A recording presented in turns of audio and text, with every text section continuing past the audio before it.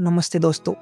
क्या आपने कभी गौर किया है कि आप अपने पार्टनर के लिए बहुत कुछ करते हैं, लेकिन फिर भी उन्हें अक्सर ये शिकायत रहती है कि आप उनसे प्यार ही नहीं करते, या फिर शायद आप इन्हें महंगे गिफ्ट भी देते हैं, लेकिन उन्हें सिर्फ आपके साथ बैठकर बातें करनी होती है। महंगे गिफ्ट भी उनको पसंद नहीं आते। असल में हम सबकी प्यार की एक भाषा होती है, जिसे कहते हैं लव लैंग्वेज। अब आज के इस वीडियो में हम यही सीखेंगे कि अपने पार्टनर को खुश कैसे करें। जैसे एक हिंदी बोलने वाले को अगर आप जापानी में अपनी भाषा समझाएंगे तो उसे कुछ समझ नहीं आएगा, वैसे ही अगर आप अपने पार्टनर की भाषा में प्यार नहीं जताएंगे तो उन्हें कभी आपके प्यार का एहसास नहीं होगा।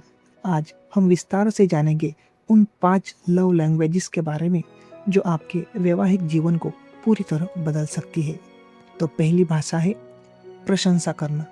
कई लोगों के लिए शब्द सबसे शक्तिशाली होते हैं। उनके लिए एक छोटी सी तारीफ किसी भी हीरे की अंगूठी से कई ज़्यादा कीमती होती है। अगर आपके पार्टनर की भाषा ये है तो आपके द्वारा कही गई उत्साहजनक बातें उनका दिल बना सकती है। उनके काम की प्रशंसा करें। आज तुमने खाना बहुत अच्छा बनाया, या फिर तुम इस ड्रेस में बहुत अच्छी लग रहे हो या अच्छे लग रहे हो। ऐसे वाक्य जादू की तरह काम करते हैं। एक बार ये ट्राई करके देखिए। ऐसे लोगों को कड़वे शब्द या ताने बहुत गहराई तक चोट पहुंचाते हैं। उनके लिए अपमान सहना बहुत मुश्किल होता है।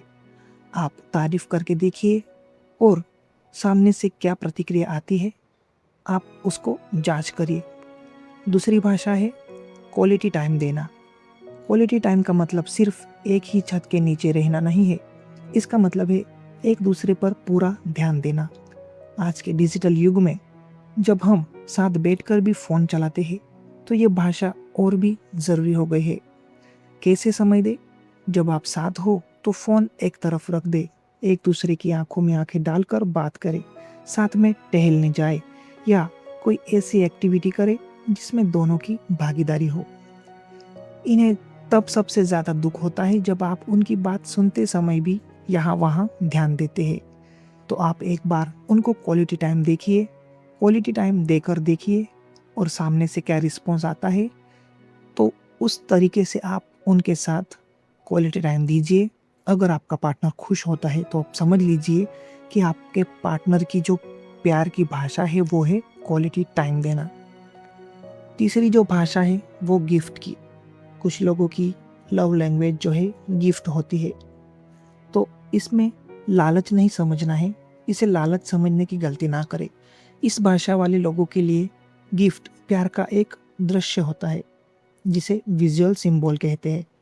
उन्हें इस बात की खुशी होती है कि गिफ्ट खरीदते समय आपने उनके बारे में सोचा। अब उपहार या फिर गिफ्ट महंगा होना ज़रूरी नहीं है।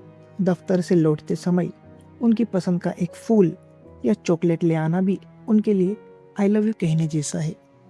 इनके लिए जन्मदिन या फिर सालगिरह भूल जाना बहुत बड़ा अपराध है, क्योंकि ये दर्शाता है कि आप उनकी परवाह नहीं करते। तो एक बार आप अपने पार्टनर को छोटा सा गिफ्ट, फूल या कुछ उनकी पसंद की चीज़ देकर देखिए और सामने से कैसा रिस्पॉन्स आता है उस पर से आप अंदाज़ा लगा सकते हैं कि आपके पार्टनर की लव लैंग्वेज कौन सी है। अगर वो बहुत ज़्यादा खुश हो जाते हैं तो समझ लीजिए उनको गिफ्ट देने में ही भलाई है। अब चौथी भाषा है सेवा या फिर उसकी सर्विस देना। अब बातों से ज़्यादा काम बोलते हैं। जैसे कहावत है कि लोगों के लिए बिल्कुल सही बैठती है। अगर आपके पार्टनर की भाषा ये है तो उन्हें तब सबसे ज़्यादा प्यार महसूस होता है जब आप उनकी कुछ काम में मदद करते हैं या फिर उनकी जिम्मेदारियों में हाथ बटाते हैं।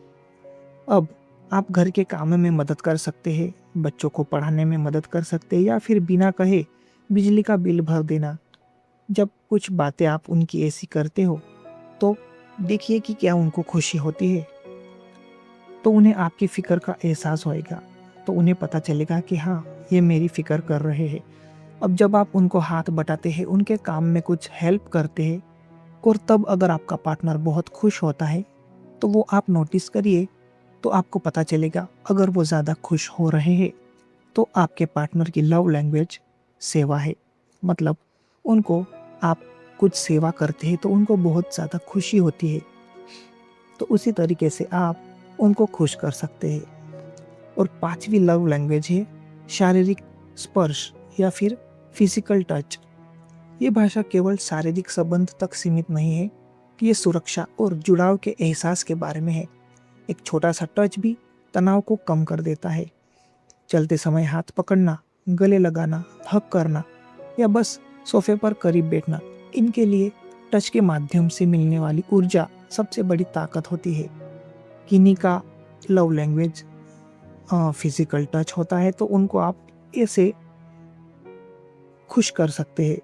और अगर ऐसे करने से आपका पार्टनर बहुत खुश होता है तो फिर आप समझ लीजिए कि आपके पार्टनर की लव लैंग्वेज फिजिकल टच है, तो वो उसी तरीके से खुश हो गए।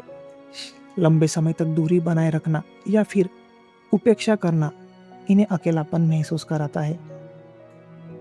तो दोस्तों, हम सबकी एक प्राइमरी लव लैंग्वेज होती है।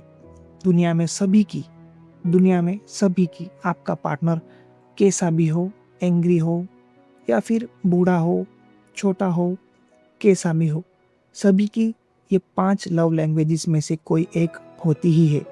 तो आज ही बैठकर सोचें कि आपकी भाषा क्या है और आपके पार्टनर की क्या है।